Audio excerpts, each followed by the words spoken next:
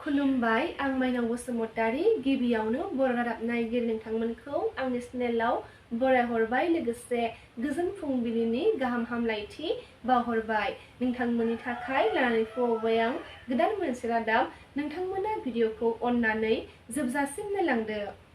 दिनैनि गिबि रादाबाव दङ गोदानै सायख'जानाय आसामनि साबा एमएलएफोरा मैया समायखिरा लाबाय। थांनाय 13 नभेम्बराव आसामनि मोनबा बिधानसभा बियाबाव खुंनाय उफ्रा बिसायख'थियाव देरहानो हानाय साबा एमएलएफोरा मैया समायखिरा लायो।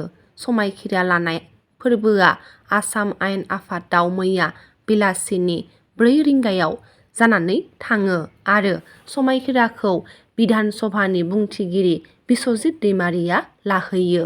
साबा एमएलएफोरनि गेजेराव साथामा बिजेपि दोलोनिफ्राय आरो गुबुन सानैया खुंथायाव थानाय जथाय दोलोनि मोननै लोगोफोर एजिपि आरो इउपिपिएल दोलोनिफ्राय। समायखिरा लानाय एमएलएफोरानो जादोंमोन बेहाली बियाबनि बिजेपि एमएलए दिगन्त घाटवाल आरो सामुगुरि बियाबनि बिजेपि एमएलए दिप्लु रन्जन शर्मा, धलाई बियाबनि बिजेपि एमएलए निहरन्जन दास आरो सिडली बियाबनि इउपिपिएल दोलोनि एमएलए निर्मल कुमार ब्रह्म आरो बङाइगाव बियाबनि एजिपि एमएलए दिप्तिमयी चौधुरी।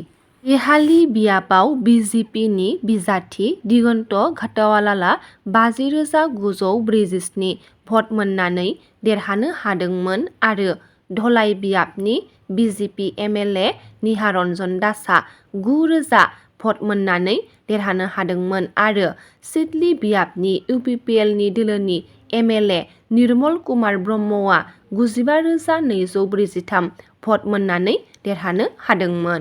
एनडिएफबिनि गायसनगिरि आफादगिरि रन्जन दैमारिजों लोगोसे गासै सा 6 बारग' एनडिएफबि सोद्रोमाफोरनि सिबिआइ केसनि जौसिन बिजिरसालिनि बेल हियारिंआ मैया जोबासै। बेल हियारिंनि थाखाय सोरखारि उकिला मैयानिफ्राय 2 सप्तानि सम बिबावनायखौ मिथिनो मोननाय जादों। अल बड' स्टुडेन्ट इउनियन एबसुनि जानो गोनां 57थि बोसोरसालिया जथुमानि गेवलां मेलनि गाहाय आलासि महरै हादोरनि नखर मन्थ्रि अमित शाह बिथांखौ हांख्रायगोन होननानै एबसुनि आफादगिरि दिपेन बर' बिथाङा बुंथिनायखौ नुनो मोननाय जादों। दुलाराय बर' फरायसा आफादनि 57थि बोसोरसालिया जथुमाखौ फैगौ 2025 इं फेब्रुवारि दाननि 6, 7, 8 आरो 9 खालाराव क'क्राझारनि थुलुंगाफुरियाव खुंफुंनाय जागोनखौ मिथिनो मोननाय जादों। बेनिनो मैया बानजाय आफादनि मावखुलिखौ बेखेवनो मन्थ्रि उरखावगोरा ब्रह्म बिथाङा हाबाफारियाव बानजाय आफादनि मासिगिरि एमएलए लरेन्स इस्लारि, एबसुनि आफादगिरि दिपेन बर', एमएलए जिरन बसुमतारी, एबसुनि बायदि बिबाननि मावथिफोरा आरो ओनसोलनि दैदेनगिरिफोरा बाहागो लानायखौ नुनो मोननाय जादों। भारत सोरखारनि फोरमायथाय आरो फोसावथाय बिफान मिरु फोसावथाय बिउर' ओनसोलारि मावख' गुवाहाटी आरो उदालगुरि जिल्ला हायुंगिरि बिफाननि हेफाजाबाव सानथामनि बायदि मेहेरगोनां हाबाफारिजों जनजातीय गौरब दिवस हारियारि गोग्गानाय दिवस खुंदों। मैया फुंनि समाव उदालगुरि जिल्लानि बेंगिरि पुलक पाटगिरिया गोथार आलारि बाथि फोजोंना हाबाफारिखौ बेखेवना होयो। बे हाबाफारिजों लोब्बा लाखिना बायदि सोरखारनि बिफान आरो सेल्फ हेल्प ग्रुपफोरनि बायदि दिहुनथाय मुवा बेसादफोरनि फाननाय गलाफोर होनाय जादों। बे हाबाफारियाव ओनसोलनि गोबां रायजो राजा आरो फरायसाफोरा बाहागो लानायखौ नुनो मोननाय जादों।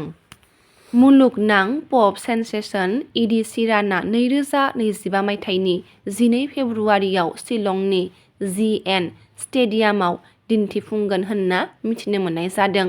इडि शिरानआ 30 जानुवारियाव पुणे, 2 फेब्रुवारियाव हायद्राबाद, 5 फेब्रुवारियाव चेन्नाइ आरो 15 फेब्रुवारियाव दिल्लीजों लोगोसे मोनबा गुबुन भारतारि नोगोरफोरावबो दिन्थिफुंगोन।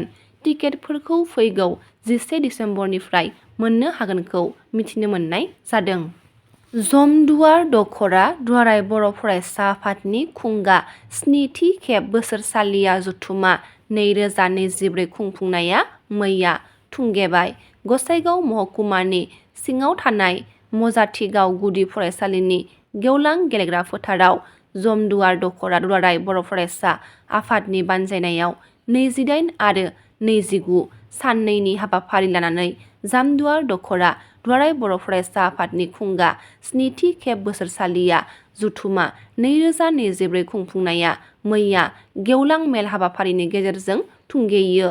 मैयानि जमदुवार दखरा दुलाराय बर' फरायसा आफादनि जोबथा सानाव गाहाय आलासि महरै बाहागो लाफैदोंमोन एबसुनि लोगो नेहाथारि दिनेश ब्रह्म, कक्राझार जिल्ला एबसुनि नेहाथारि खाम्फा बसुमतारी, समनाथ नार्जारी, लकनाथ नार्जारी, बानु नार्जारीजों लोगोसे एबसुनि गुबुन गुबुन बिबानाव थानाय दैदेनगिरिफोरा बाहागो लानायखौ नुनो मोननाय जादों। दिनैनि रादाबा एसेनोसै। गाबोन फिन गोदान रादाब लानानै लोगो मोनगोन। नोंथांमोना भिडिअखौ जोबजासिम नायबायब्ला अन्नानै लाइक, शेयार, कमेन्ट लोगोसे साबस्क्राइब खालामनानै होदो। गोजोन्थों।